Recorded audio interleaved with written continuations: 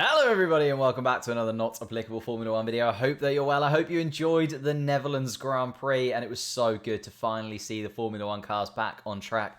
After it was a drab and wet weekend last time out in Spa, we finally got to see some Formula 1 racing. Even though it probably wasn't a classic, it's not going to go down as one of the best races this season. But my goodness me, it was just nice to see the cars out there, wasn't it? And it was very nice to see this man driving so incredibly well in front of his home crowd. He was so good all weekend. It just looked like nobody else was going to get anywhere close to that number one spot over the weekend. In qualifying, he did everything perfectly. When Hamilton improved his time, he was like, don't worry, I'll just go quicker.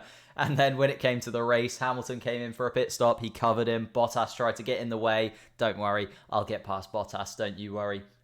Just looked incredibly composed over the whole weekend. And the fans were behind him every single step of the way. You know, Hamilton was never really going to get close. I know that we kind of thought Hamilton might be able to catch up towards the pit stops. Came in very early, got caught in traffic after his first pit stop. Just absolutely dominant from Max Verstappen. And he managed to lap every single driver other than the two Mercedes. So if you're looking for a performance that just shows Max Verstappen destroyed everyone on the track, this was the one. And Hamilton fans, you're not going to like the looks of the Drivers' Championship either. Because he was so dominant this weekend, he has been able to take that top spot in the Drivers' Championship back from Lewis Hamilton. 3 points after so many races with 10 races left to go. My goodness me, it is looking very, very tight for the championship this season. And the Constructors looking very tight indeed. Talking about the Constructors, let's talk a little bit about Valtteri Bottas. Because he's going to be a little bit frustrated coming in third place.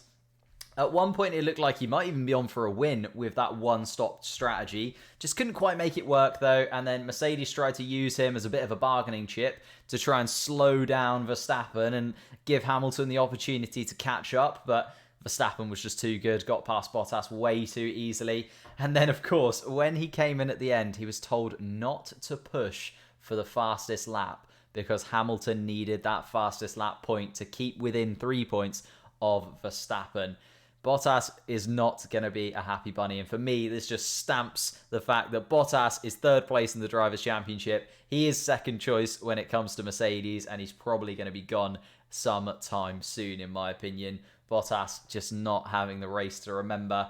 Similar to this guy here, Sergio Perez, having a bit of a weird one, to be honest with you. I think it's a weekend he'll want to forget overall. I know he won Driver of the Day, but for me, not a great performance. Obviously, in qualifying, doesn't get round, doesn't get that last lap in and goes out in Q3, qualifies 16th. So Red Bull decide, okay, we'll put a new engine in then and you can start from the pit lane. And he did do all right. He drove all the way up into 8th place. He managed to finish in the end. But for me, with that Red Bull, we've seen how quick it was under Verstappen. And if he wouldn't have locked up in that first stint, I think we forget, in that first stint, what was it, lap 10 or 11, he was behind Mazepin, he locked up behind him, turned his front tyre into a 50 pence piece, had to come in for another set of tyres really early. And yes, he sived his way through the field. Yes, he drove well in the Red Bull. And, you know, in a track where there's very limited overtaking opportunities, he did okay. But for me, was not a driver of the day. Someone who was very much in contention for driver of the day for me was this man here, Pierre Gasly, a 4th place finish in an AlphaTauri. Absolutely phenomenal stuff. And it was a comfortable 4th place finish as well. You know, he wasn't going to catch up to the Mercedes or the Red Bull in front of him. You know, I'm not expecting that from him. I would be bombarded with amazement if he was able to catch up to a Mercedes. But at the same time, he kept the Ferraris at bay as well. Got away from them, never looked back, and it was a comfortable 4th place finish. It was 72 laps of probably the quietest action that Gasly's had in a very long time. And this does just sort of bring into that question again. We're looking at the Drivers' Championship. He's 66 points. Perez is only on 108. What could Gasly have done in that Red Bull this season? And have Red Bull made a little bit of a mistake saying that they'll keep Perez for next year and not getting Gasly signed up? I personally think so. The other team that we're going to look at very quickly is Ferrari.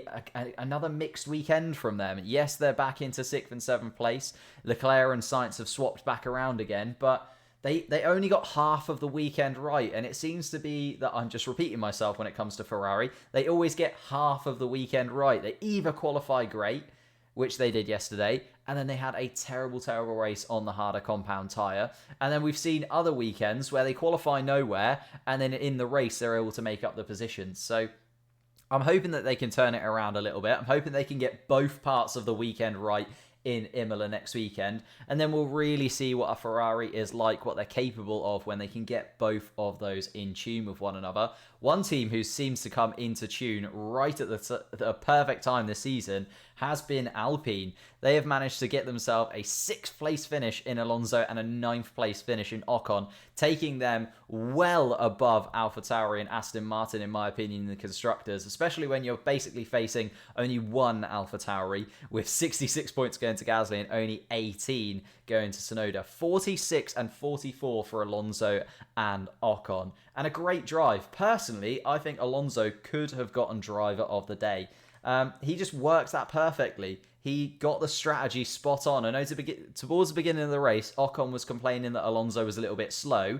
I think personally he was just holding on to those tyres. He pushed at the right times, he gained positions, and then at the end of the race, he was even able to get in front of one of the Ferraris in Carlos Sainz. For me, a wonderful performance from Alonso. He did everything good. Ocon also picking up some points. Unlucky that he wasn't able to keep in front of Perez for a little bit longer, but Alpine, another double points finish, again elongating their lead in the Drivers' and Constructors' Championships over their rivals in and around the same area. McLaren, though, had a weekend to forget. Ricciardo actually seemingly a little bit annoyed at the end of the race. You know, they got it completely wrong, in my opinion. Both strategies didn't quite work for me. They did go for a better strategy for Norris, in my opinion, and hence why Norris was able to finish in front of Ricciardo. But Ricciardo was annoyed because Norris actually came out behind Ricciardo. But Ricciardo released Norris, thinking, you know, on the fresher tyres, he might be able to mount an attack on the Alpines. That never happened. Norris never really got anywhere near the Alpines, or not close enough to be able to actually mount any sort of challenge. So Norris ended up finishing in 10th place and Ricciardo in 11th. And Ricciardo probably quite rightfully thought that, you know, Norris could have given him that place back, considering he was so nice to Norris and let him through at the time. But yeah, a weekend to forget for McLaren, and unfortunately that does mean that they drop behind Ferrari in the Constructors' Championship, and also Norris drops behind Bottas in the Drivers' Championship. Ricciardo drops behind Gasly. Yeah, one to forget if you're a McLaren fan, and hopefully next weekend we'll see more smiles from Daniel Ricciardo, because he did seem a little bit upset at the end of the race. Aston Martin, similar sort of thing, not a weekend that they're going to want to remember anytime soon. Like, Stroll just had to stare at the back of that Williams for the entire race, effectively, and not much happened for Seb either, apart from that spin at turn 3 where Bottas had to quickly avoid him to get out of the way. But not really much going on at Aston Martin. They sort of lose points to the Alpines in front of them. I think it's going to be an uphill battle for them to finish anywhere other than 7th in the Constructors' Championship now. That Aston Martin car just hasn't really looked that great for me. Obviously, Stroll and Vettel finishing just outside the points in 12th and 13th. Yeah, Aston Martin for me, not looking great at this moment in time. A team that is looking great at this moment in time, though, is the Williams guys. George Russell having a bit of a mixed day. Obviously got that 5-second penalty for speeding in the pit lane. But apart from that, drove a pretty solid race. Looked very promising, obviously, after last weekend. And in qualifying, again, both of the Williams getting into Q2. It was unfortunate that both of them then spun out at the end of Q2, causing them to, you know, not be able to really mount a challenge for Q3.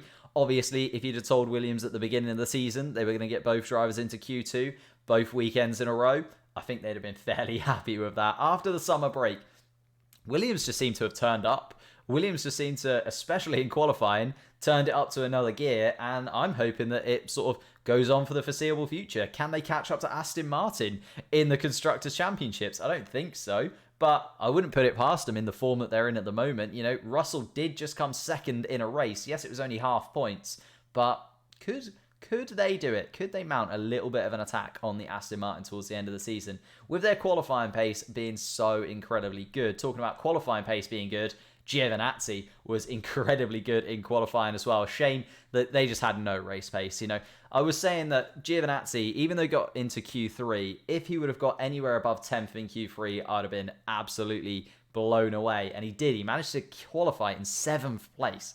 An incredible drive from him in qualifying. But yeah, as soon as the race started, dropped like a stone, unfortunately, and dropped all the way back to 14th by the end of the race. Would have probably ended up behind Russell as well, wouldn't he? But Russell dropped out of the race because he had an engine problem. I'd imagine Tsunoda might have maybe been able to mount a challenge if he wouldn't have also dropped out of the race as well. So good qualifying from Giovinazzi. Needed to step up that Kimi wasn't there this weekend, but overall not the best race for him over the whole weekend. Let's talk a little bit about Haas, because Mazepin did drop out of this race, and Mick Schumacher ended up being the last driver of the ones that was still running, actually finished behind Russell, even though Russell didn't finish the last couple of laps. But my goodness me, we're going to see a crash between these two drivers, aren't they? Nikita Mazepin and Mick Schumacher. The tension is building. The heat is turning up every single weekend. Like, it's obvious that this team is just fractious in every single possible way. The two of them nearly came to blows in qualifying. Mazepin was livid, and then when Mick Schumacher tried to overtake Mazepin today, Mazepin effectively pushed him into the pit lane. Like, I thought we were genuinely going to see a proper collision between the two of them. Luckily, Mick Schumacher got out of it and Mazepin continued on his way, but I think we're going to see a big collision between these two, and I think it's going to start a big explosion within the team. Hopefully Netflix are there, because a Haas episode and Drive to Survive is always good, let alone when you've got two rookies, two really headstrong drivers, and they both hate each other in the same team. Yes, please, give it to me, please, right now. But overall this weekend then, on the scale of races this season, it wasn't a classic. It's probably on the low end. But on the other hand, it was so nice to see Formula One back. It's been a very long summer break. It was so lovely to spend the afternoon with you guys, talk everything Formula One. And it was so nice to see the Max Verstappen fans in full force. Probably the best of the atmospheres that we've seen at a Formula One race in a very long time. And I hope to see it again next year. I know it's not a classic track. It's not a great track for racing, but it was wonderful to see the fans out there. It was also really lovely to see all of you guys come along for the stream, as I just said. I'm really looking forward to Monza, basically. Monza next weekend. I'll give you a quick rundown. Friday, obviously, qualifying, sprint qualifying on Saturday, race day on Sunday. There's a schedule for you. Make sure you write it down in your calendars. Thank you so much for watching. I will see you next time. Like, subscribe. I forgot to say those things, but you know what to do.